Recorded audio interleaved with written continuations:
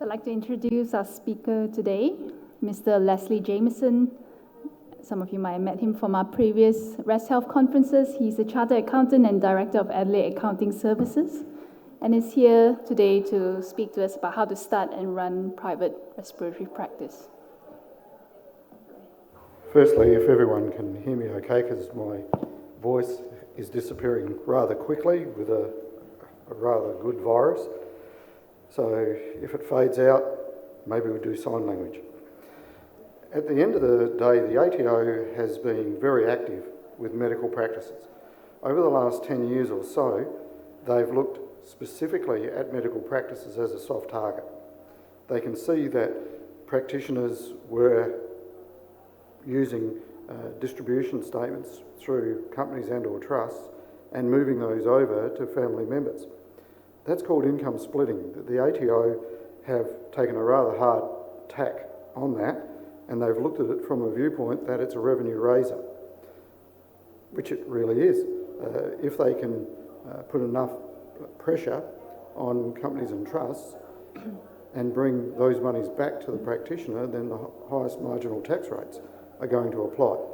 So that's the game. Probably, I guess, the main area is revenue raising. As Australia has been in a slump for a number of years, they've looked at a number of different areas to see what should they do to bring income back to the tax office. That is one of them. Every time the accounting profession comes up with a different fix or a different way of getting around the legislation, they go back and obviously legislate again. So putting a practice together, a medical practice together, is intricate. It's not something that I would recommend that people try and do themselves. You need a medical practice fund accountant to be able to bring that together. Otherwise, you're going to find all sorts of headaches. You are a target for the tax office. You'll continue to be a target for the tax office because of the high income streams. So getting around those areas or working with the tax office is the aim that you should all look at doing. In the paper that I've actually given you, I've just run through a whole series of scenarios and bits and pieces for you to have a look at. It's a bit of easy reading, something that'll put you to sleep quite well at night, so good read on that. If I just start at the very beginning, what I said was there's no right or wrong structure for a professional practice to be set up. Every practice depends on the goals and where a person wants their practice to go. In other words, if they want to bring in other partners into the business, well, then sole trader obviously isn't the way. A partnership is the way, but more importantly, a company and a trust with a service trust under it is something that medical practices should look at. There's a lot of longevity in these structures. The ATO are fine with the structures provided they're set up correctly. In other words, the ATO looks at it and says, well, if someone else could have got the job, say as a secretary in your medical practice fund, but you gave it to your wife, why did you do that? And largely it was worked out that they were doing it for income splitting. So the receptionist might have commanded a salary of $40,000, the wife got $120,000, and the ATO would say, no, not arm's length. So from a viewpoint there, the ATO looks sceptically of where everything actually is. So if you set it up, do you advertise the position? Yes. Do you have job and person specifications? Yes. By having these sorts, then you're actually showing that it's an arm's length transaction. Someone could have applied for the job, someone could have got it. It's your right to take on the employee of your choosing. The ATO has now enacted another section in the Act which is a bit intrusive, and I think they've got major problems, and that is they've said that medical practices shouldn't, positively said, shouldn't employ any family members. Now, the legislation, apart from the Tax Act, makes that illegal because you're clearly taking out of the equation someone that could well and truly be good for your medical practice. So the ATO, I think, have got a real problem in that area if you go down the track and put everything into gear correctly. If they tackle it, then Safety Work Australia are going to come in, Fair Work Australia are going to come in, because obviously the person has not got a job that they're entitled to get. If your husband, wife, children could have legitimately done it and done it well. So the main types of income that the ATO look at is called personal services income. That came into operation around about 10 years ago, and the whole idea of that is saying that if you as a medical practitioner earn the income, you should pay tax on it. So that's the basis for where the ATO are coming from. They're saying it's not fair for you to earn $500,000 and put $100,000 to each one of your children and realistically reduce the amount of tax that would otherwise be paid. And that's why these other steps need to be put into play. So personal services income is the big hit, and that's one that's got to be looked at thoroughly by your accounting professionals. The ATO has gone to the trouble to enact legislation continually. They're upgrading it continually because they do see medical practices as a safe haven that they can obtain and move monies back to the practitioner. So that's why these structures need to be looked at thoroughly. Personal services income also has a number of work tests. So it's not just sufficient to say you earned the income, so it goes in your tax return. There's a number of tests which actually apply, and the ATO apply them strictly. How did you come about getting the income? Did you need anyone to assist you? Was there any significant any significant assets that were put into that entity to go forward to remove it from the personal services income? These areas really are significantly looked at, and if I can stress it pretty heavily, you've got to get it right. If they fine you, they'll fine you very heavily, and penalties are heavy. The concept that we're talking about is called a nexus, the crossing over of income and expenditure. All that means under the Tax Act is if you've got income, then you're entitled to claim expenses against that income. So that again flies in the face a little bit of the personal services income. And as we get a bit further into this, I'll just run through service trusts, which are a good way of getting around a lot of these things. So traditional structures are things like sole traders, partnerships, companies, trusts, service entities, and self-managed super funds. Continually I get queried by clients saying, well, what's the use of a self-managed super fund? They're fantastic. Self-managed super funds allow you to invest wherever you want to be, so they're good, and we'll go into that a bit further on. The ATO concerns are anti-avoidance. It's called Part 4A.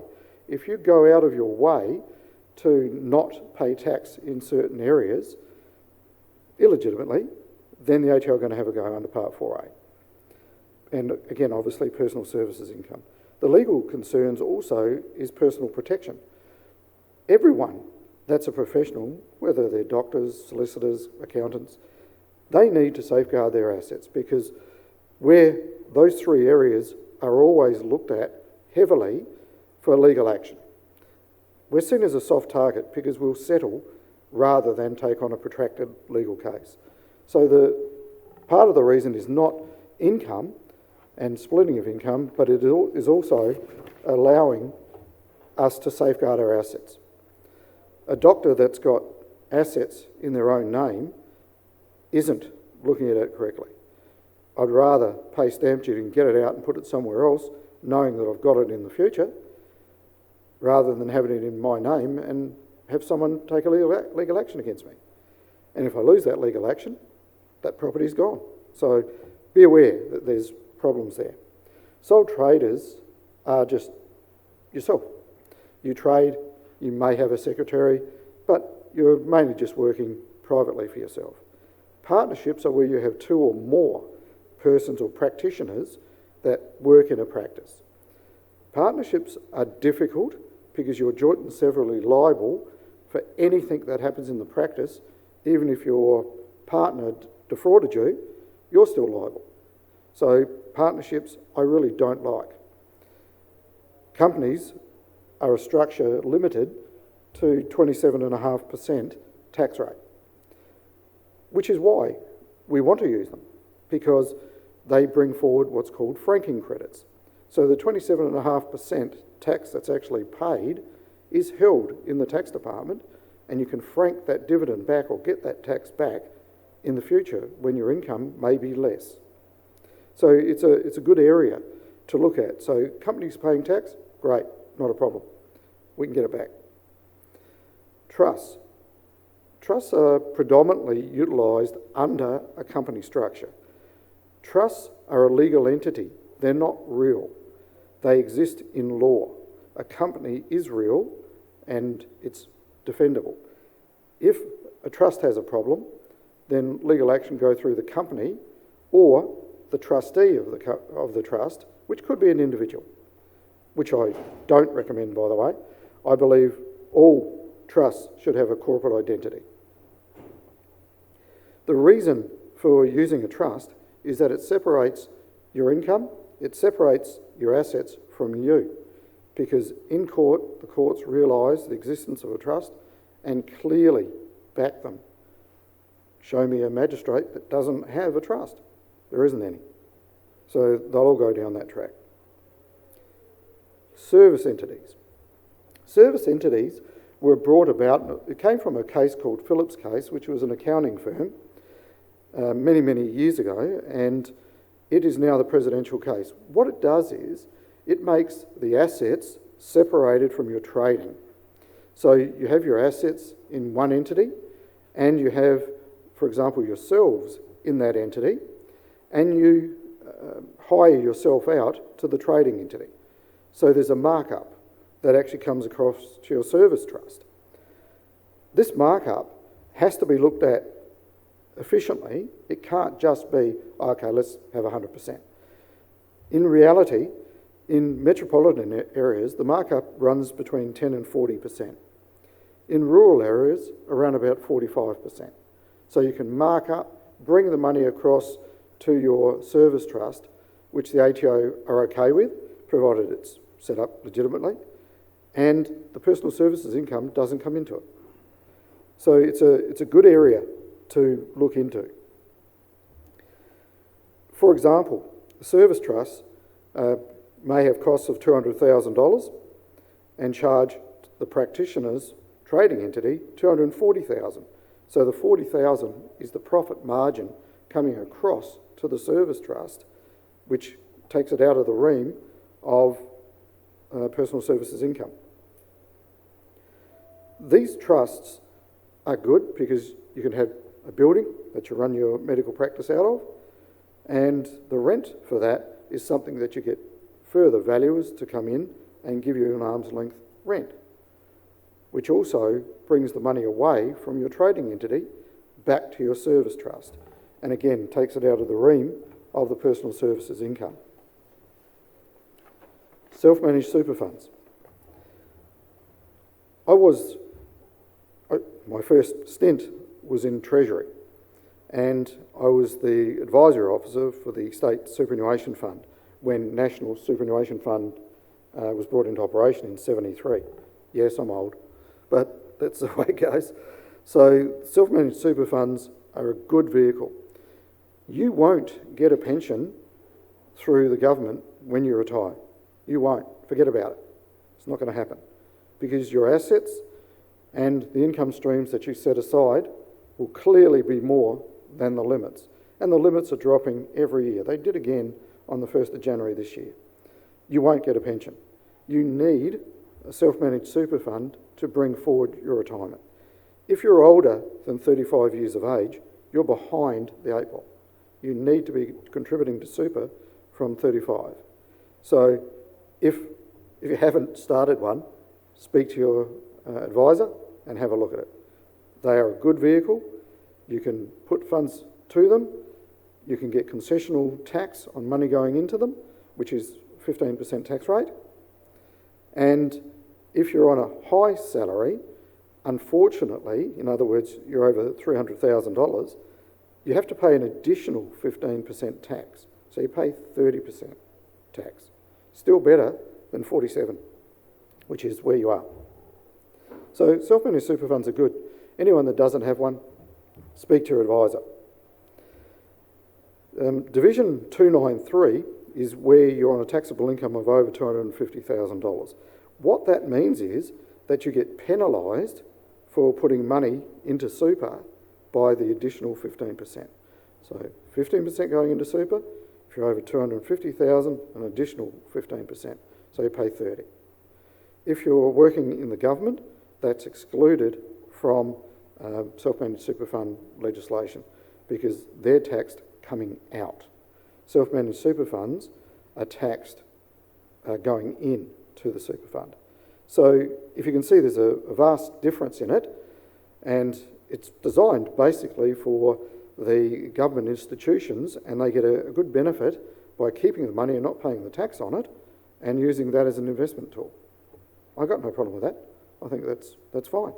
But when you get it on the way coming out, you are going to be hit with it. Now, legislation could change between now and then. Who knows what the situation could be? It could be 15, it could be 30, who knows?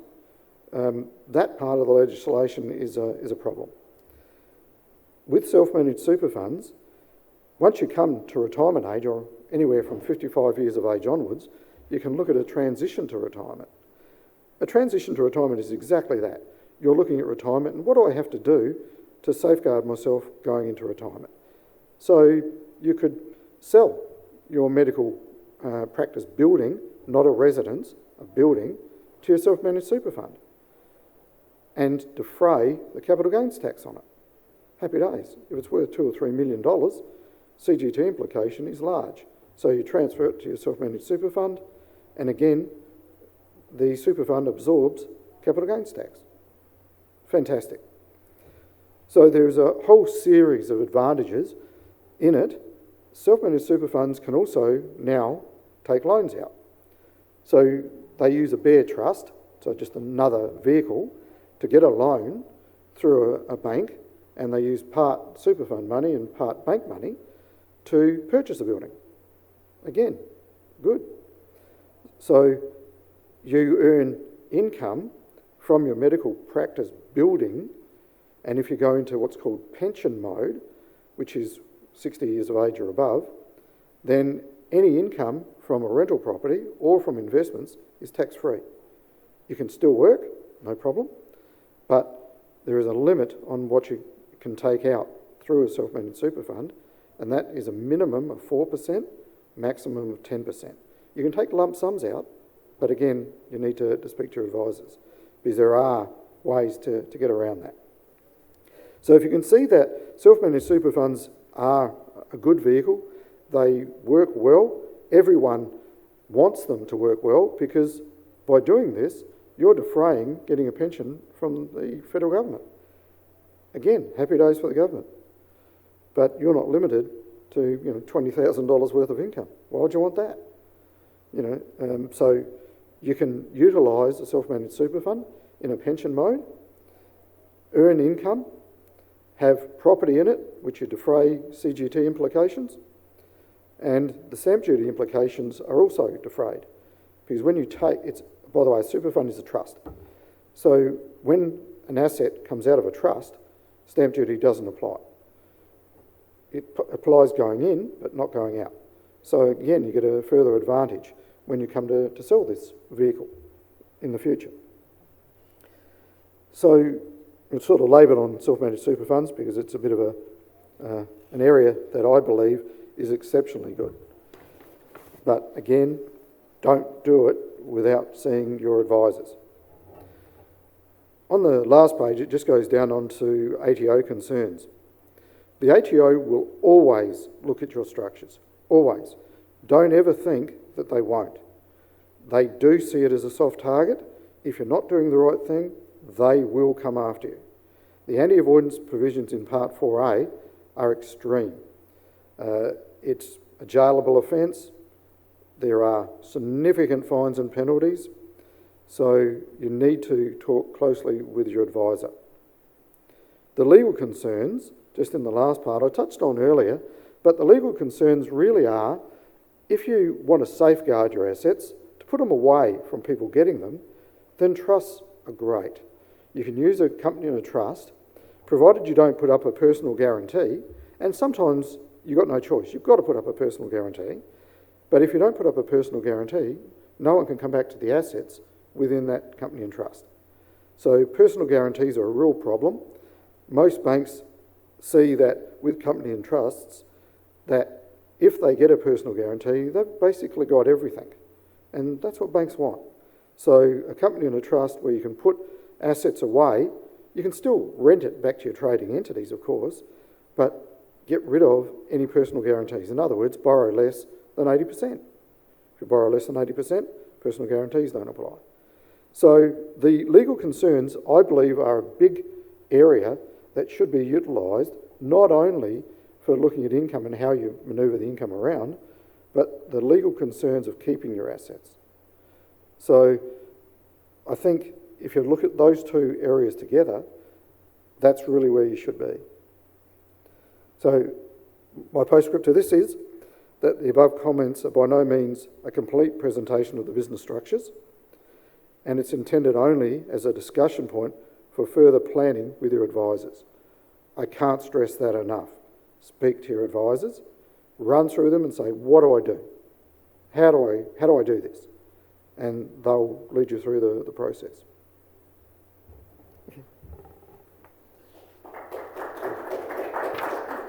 Thank you, Les. Have we got any questions out there? I'll come around with...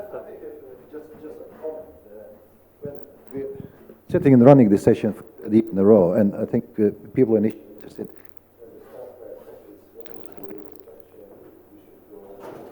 Perfectly involved. But there is much more to starting and running private practice rather than doing a legal and financial framework. It's a personal and professional perspective of people seeing patients, particularly respiratory sleep medicines. That's why the chairs today is experienced respiratory physician specialists for many years who worked in the public hospital system, but also in private practice, who knows ins and outs, not only from the financial legal perspective, but also from a professional perspective when it takes to run private practice. And we have also young respiratory specialists who was just setting up and running. So I would like to ask them, just for the benefit of the audience as well, what's their take and view of being respiratory specialists in the private practice? So what's your personal experience? Actually, I might use this one. I've been in private practice for less than 30 years, but more than 20. No, this one's... Yeah, I've been in private practice for over 20 years, and some of the setup phases are perhaps the area of greatest insecurity. Once you've been out for a while, it doesn't matter, everything just runs smooth sailing. You're used to your business structure, you're used to a reliable number of customers coming in on a regular basis, and you know that there are no concerns about paying off the house, but there's a lot of insecurity when you start. Trainees, I think, in the public hospitals, because their local mentors tend to be people that are full-time staff specialists. The full-time staff specialists commonly have felt less comfortable about working in private, and that gets translated onto the trainees as insecurity about moving into the big wide world. And there certainly are some setup issues that take a little bit of time to build a practice, and there are many, many different ways of doing it. And it's going to be a bit different for everyone. It depends on the local circumstances, how much local competition there might be, what sort of mentorship you have around you, and who you know. But certainly in the early phases, networking and working out where your referrals are going to come from is important. And you want to know roughly where your income's going to come from, at least enough to pay the mortgage, don't you? In terms of business structure, I think most of us will have a similar sort of structure. You use a service trust that charges a percentage fee. You have a company that administrates that, and all the business costs come out of that, and Your accountant tells you how much that service fee can be so that you can redirect some of that income, clearly not into income splitting, but somehow to reduce the tax that you might otherwise pay. Income splitting, of course, being illegal, isn't it? Yeah. Double speak. But in terms of, well, where do you get your business from when you come out into private practice? And, well, you have to talk to the people that you've been working with in whatever hospital system that was, talk to the GP networks around the place. You might have to do something else for a while. It's not a bad idea to have some public role for a while. You might want to keep that forever because it adds variety. And at my end of the career, I think I would actually quite like perhaps to go and do a tiny bit of stuff in public these days. I just don't want the politics of public practice. But a bit of teaching, fine, perfectly happy to do that. I already do some teaching for a couple of the colleges around on a free basis. It's variety. Otherwise, in private practice, you're just doing pretty much the same thing every day, and you can get very much stuck in a rut. And that's my own fault, of course, but it's income-producing rut, but you are stuck in it. You've got to be aware of those things as you get older too, don't you? That you don't want to do the same things all the time. One of the Queen Elizabeth consultants, when I was going into private practice, told me you've got to have a 5-year plan. You've got to have a 5-year plan. Make sure that at the end of 5 years, you've got another 5-year plan. Make sure your second 5-year plan's not the same as your first. And I think that's really reasonably sound advice, otherwise you do get stuck in a rut. You're just at the starting point of that. Yeah. How have you gone about building up a private practice? How much input have you had? How much have you externalised that responsibility? And what works for you? Well, I'm on the other end to Sam, so I'm just starting out in private practice, just qualified FRICP and so on. And so I've been in private practice for about a year now. And I think in my case, I was actually very fortunate because I think Sam might remember these days when you're first starting out, and it's almost like when you're starting out as a registrar again, where you go into something new and you're just not really sure what to do. Is this okay to ask? Is that, how much should you actually know now that you are the consultant on board? And so I was very fortunate in the sense that I had a stint in public, so it was a very easy transition for me in the sense that I still had all the colleagues that I had. There was a lot of collegiality, enough so that if things were a little bit concerning, there was someone to discuss and just, sort of bounce ideas off. So that was nice. And in the same way, for myself, I haven't started a private practice on my own just yet, but I did join a group practice and it had the same sort of feel about it. It actually does have the same physicians that I work with in public. And so that was nice too, because I think that's, just with your confidence when you first start, you want to probably be in somewhere where you can actually bounce ideas off other people. It's also helpful, it makes you feel less lonely, because some people who start in a private practice with other different specialties on board, they are the only respiratory physician, everyone else is cardiologist and so on. And it can, at the start, be a little bit lonely when you're used to, that registrar role that you might have had before. So that's just sort of, I suppose, how you might psychologically, ease yourself into stepping into this new role. But the way that I've set things up is that I did a bit of public. I did about 0.4 of public. And then I worked on a roster in a private hospital, which is attached to a public hospital. So again, that worked out quite well. And then I had a private clinic as well. So anyone that I saw, either a private patient in public or my private patients that I saw as inpatients, then went on to my private clinic.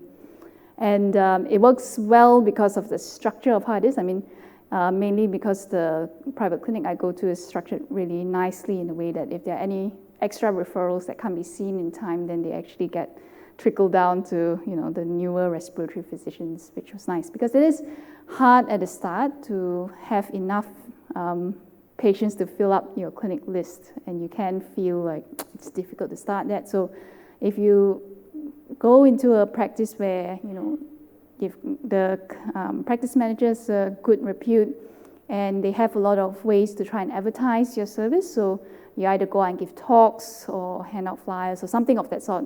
Something to let the GPs in the area who are going to be your referral source know that you're actually around, there's a new physician here, you're available. Making sure that you actually advertise facts that GPs like.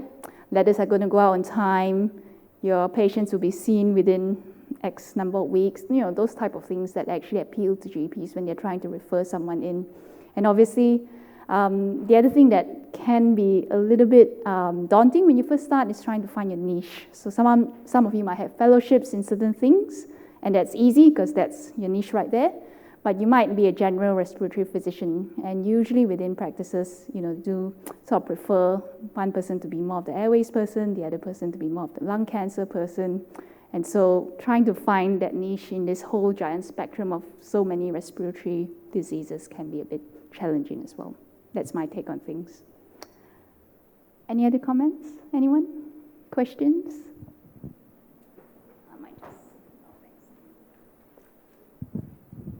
Dr. Blamapunga from New South Wales. Thanks, Dimit, and thanks to the panel.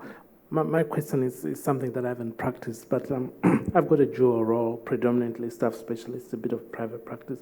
But what I'm looking at now is how for those in private practice, if you are going to participate in research, how do you do it, and how can you get some income out of your participation in research? Because what I've noticed is that in regional areas, I work in a regional area, and in private practice, research isn't really the goal. But when you go abroad, in the US, for example, most of the research is actually in private practice rather than in public service. And I think this is also coming to Australia, where private practitioners are going to be asked to be involved or be interested in research. How can I be involved and also make the money from it?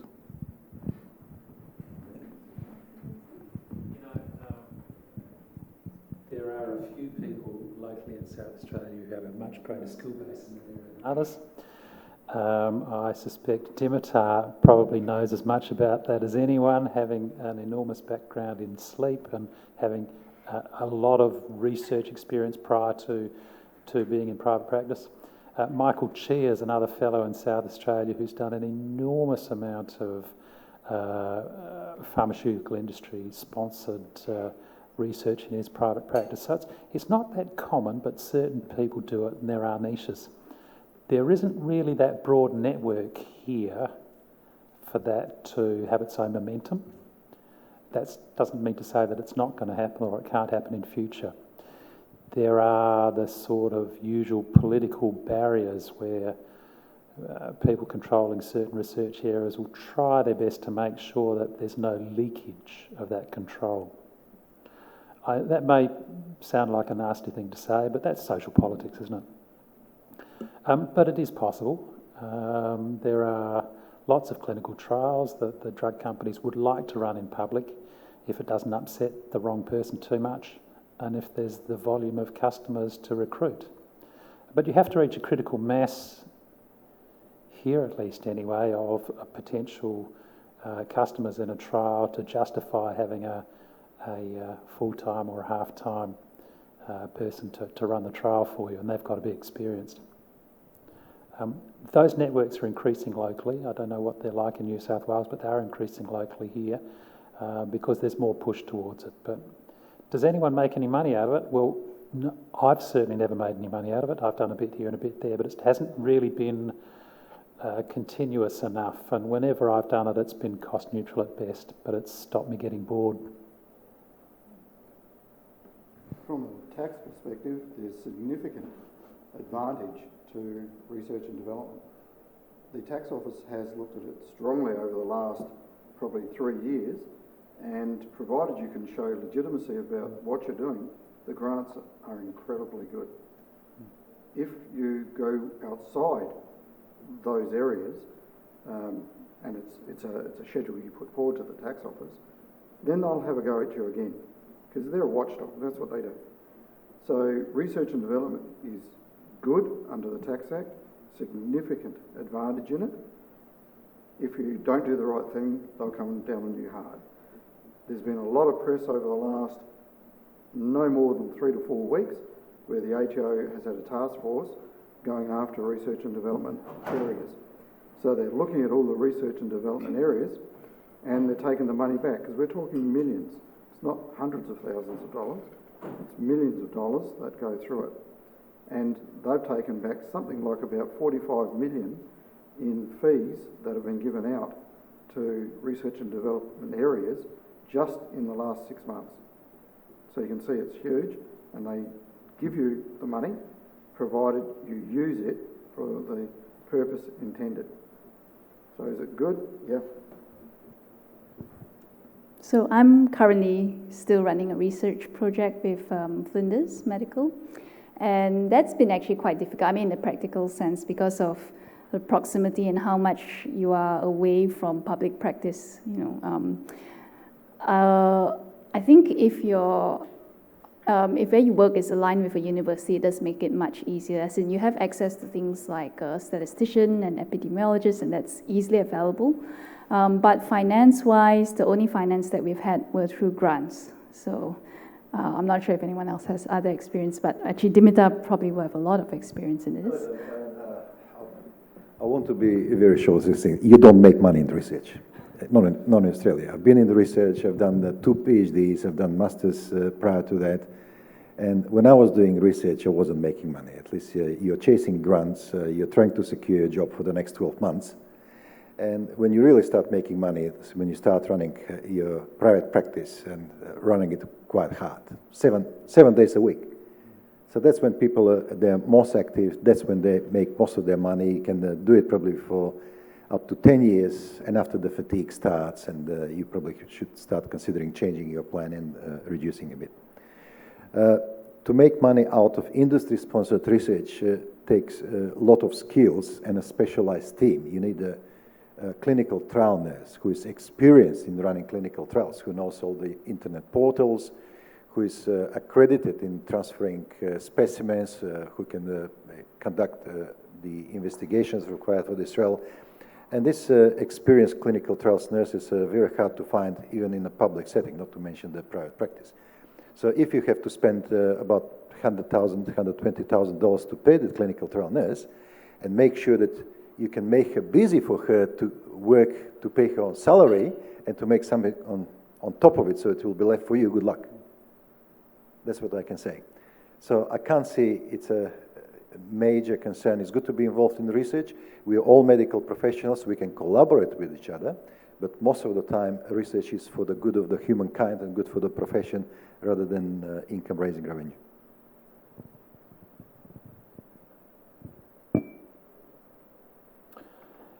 Any other questions, ladies and gentlemen?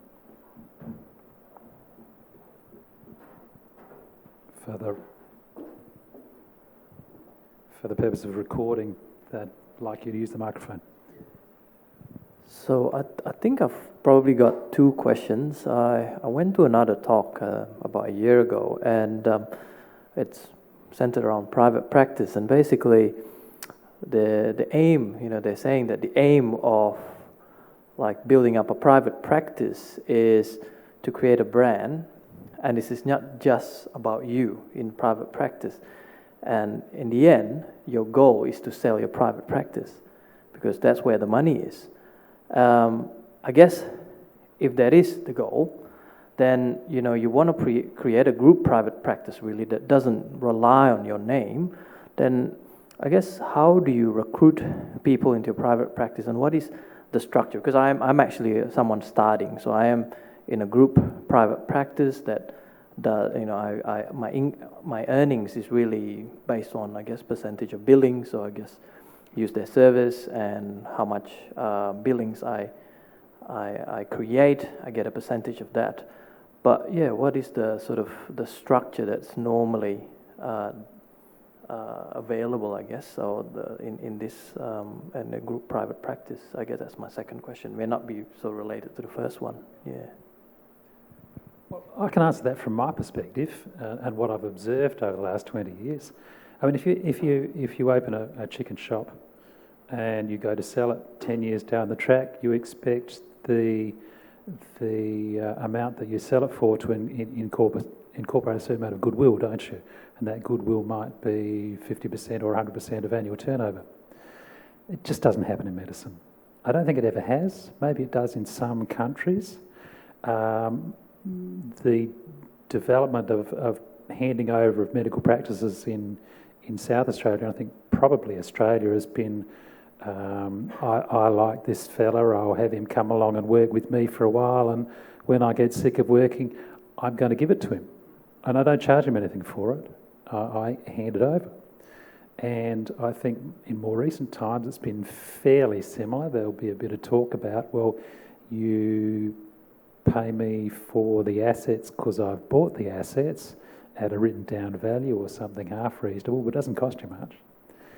And then we look at the other models, perhaps of corporatised medicine, say the Genesis group and the big radiology groups. Well, that's kind of different, and they have buy-in fees.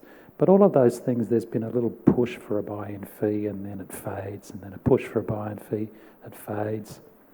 The big corporate groups in primary health, they're probably a little bit different, but their whole idea is to let's beef up a business out of nowhere and then sell it. And I think no one's made any money out of it except in general practice. The plastic surgeons locally did something similar to that, and they said, look, you work for, we'll take over your group and we'll give you 50% of your returns for a certain number of years. You have to work for us for this length of time. And after that, you're locked out of the immediate group that you've been doing work for, sort of anti-competition thing for a shortish period of time. And those plastic guys decided at the end of that, oh, well, it was all very good to have this concrete figure coming in month by month, but it's actually not made us any money, not lost us any money, it's been cost neutral. The people that have lost out it were really the corporate people who've made no money out of it. They might have made your business a bit more efficient, that's all. And I think the cardiologists might have a similar sort of model now with the Genesis group, which now employs, I don't know, 600 people or something ridiculously enormous. And they have buy-in fees. But I think that they think it's pretty close to cost neutral. The orthopods at Wakefield did something similar about 10 years ago, and they bought the company back. They decided, well, actually, we're better off running it ourselves than having an external provider run it. So I think this idea of building up a practice and then selling it, it just doesn't seem to have any reality in medicine, even though that's the normal business model for almost any other business. I can't really say why. I've had it explained to me that, well, the reason that this happens is because we're the business personally, rather than the business being recognised as a separate entity. But there's no reason why that should be so. A lot of the referrals will be because you are who you are, and the general practice people want you to see this person rather than ring up this group and get an appointment. But it is changing. If you want an oncology appointment, for instance, in Adelaide, you can try and get with that particular person, but there's a fairly good chance that the group will say, look, send us the referral, we'll work out who's going to see it. If you want to see a palliative care consultant in Adelaide, it's, no, you send us the referral and we'll work out who's going to see it. So that less personalised dynamic is happening more and more, and I think some of the GPs aren't that fussed so long as they get an appointment. So that would then potentially lead on to a structure that you can sell. But I don't think those philosophies, I don't think that's translated through into I can sell my business particularly well in medicine. Can I just jump in there a sec? I've sold numerous medical practices. All of them have been sold at a value, and it's based on the turnover of the practice itself. You might have, say, 3 practitioners. Mm-hmm. One might sell, another one comes in and buys that person out. So do they get a lump sum every time? So if it's whether it's a specialist or whether it's a GP, and I've had both, there's always that goodwill component that goes with it. And if you sell the entirety of the practice, that's a bit of a problem because there's no continuity with the doctors in there.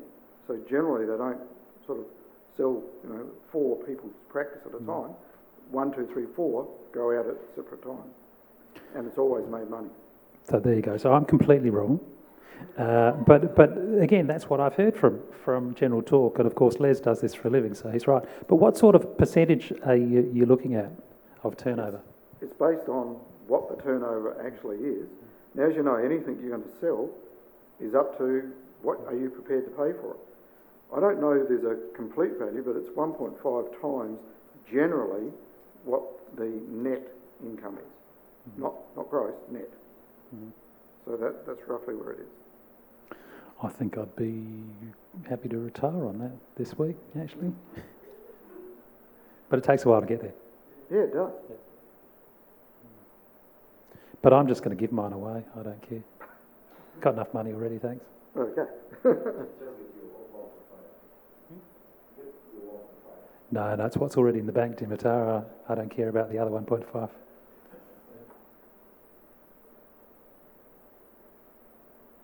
Low expectations. See, no suit, cheap clothes. My shoes last me a long time. I don't smoke. Any other questions? Should we wrap it up, do you think? Or what's the time now? About quarter past. Yeah. No other Well, questions? the official thing can finish. Otherwise, just come up for a chat.